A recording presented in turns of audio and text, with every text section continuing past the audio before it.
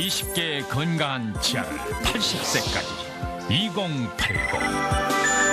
제가 마케팅 중역 시절에 2080이라는 치약이 나오면서 성숙된 치약 시장에서 그 브랜드 하나로 1년 만에 1등을 가는 이러한 기염을 통했던 것이 KTF로 가서 드라마 나 성공을 했고요. 쇼를 하라 쇼 완전히 석권을 했죠. 삼사관학교를 나왔습니다.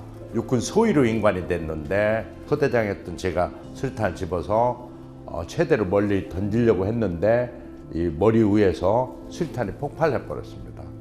그날 그 즉석에서 손이 이만큼이 잘려져 나가 버렸습니다. 그리고 이거는 의수예요. 온몸이 다 붕대로 똘똘 감겨 있는 거죠. 이 머리에서 파편이 몇 개 나왔냐면 큰 것만 24개가 나왔어요. 모든 꿈과 희망과 그야말로 미래, 직업 다 잃었죠. 모든 걸 다 잃은 겁니다. 오른손잡이가 오른손마저도 잃었고 그 꽃도 피워보지 못한 상태로 다 잃다 보니까 정말 인생에 답이 없다 이런 생각을 하게 되더라고요. 1년 뒤면 중위를 다는데 중위 달면 바로 결혼하겠다고 약속했던 여자친구가 있었습니다. 근데 우리 여자친구가 딱 병원에 와가지고 저는 당연히 이제 끝난 줄 알았죠. 저하고 헤어질 줄 알았는데 옆에 있으면서 간호해주면서 그 희망을 갖자 자꾸 이렇게 격려하고 위로하더라고요. 그래서 제가 목표가 생기죠. 너만 내 곁에 있어 준다면 나는 내가 생명이 붙어 있는 한, 왜냐면 아무것도 가진 게 없는 저를 위해서 그대로 있어 준다는 그 자체만 가지고도 저는 너무너무 기뻤던 거죠. 그래서 이제 일어나기로 결심합니다. 그래서 고민하다가 손이 없으니 입으로 먹고 살아야 되겠다. 그러면 입으로 먹고 살려면 영어를 잘하면 좋겠다. 그러면 영문과 교수를 하면 뭐 책 하나만 들을 손이 있으니 됐고 필요하면 책 놓고 급한 것이 쓰면 되지 않을까 이런 생각을 했죠. 그래서 이제 영문과 가려고 이제 병원에서 온몸 다 붕대 감은 상태로 공부를 시작합니다. 저는 책을 들 수가 없으니까 우리 여자친구가 이렇게 책을 펴주죠. 그러면 그걸 다 외워대는 거예요. 그리고 이제 닌겔 꽂은 손으로 글씨 연습에 들어가는 겁니다. 왼손으로.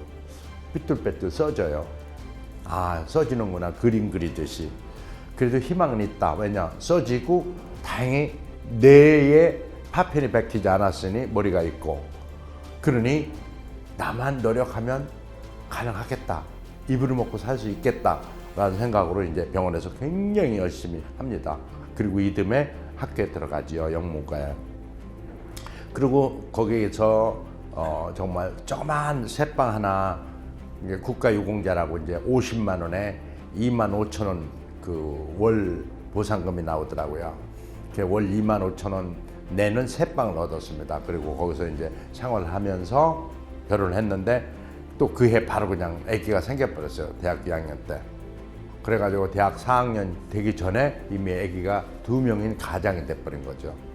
그래서 저는 영문과 교수를 하려고 했지만 그 꿈은 사라지고 이제 취직을 하려고 그러는데 취직이 안 되는 거예요.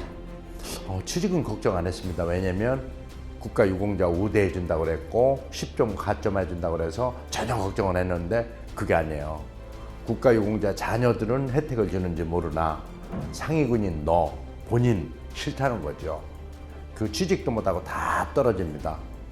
근데 마침 영문과에 그 애경그룹에서 그 한 명 추천해 달라고 의뢰가 온 거예요.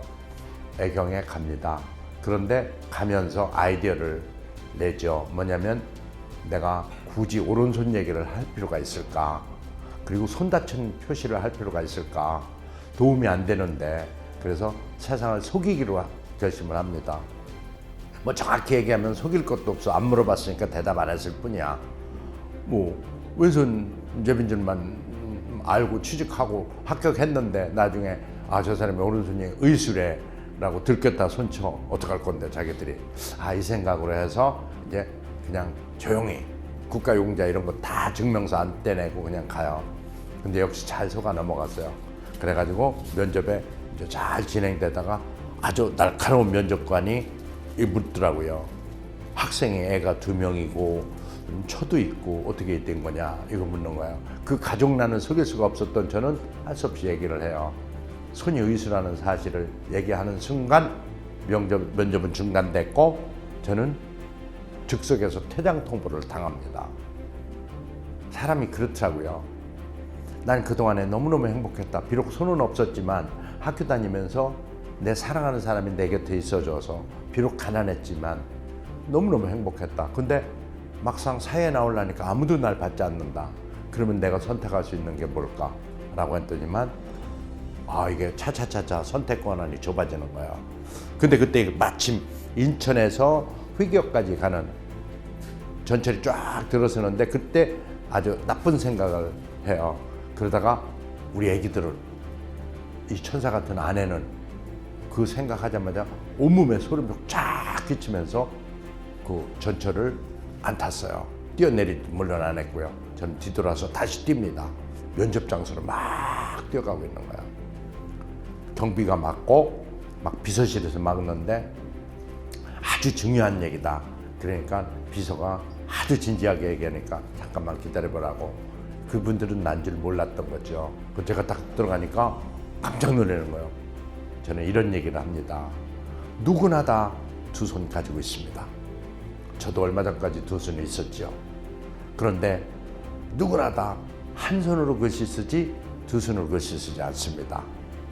저도 한 손으로 글씨 씁니다. 그게 왼손잡이든 오른손잡이든 그게 무슨 상관이 있습니까? 교통사고로 오른손 다친 사람이 아닙니다.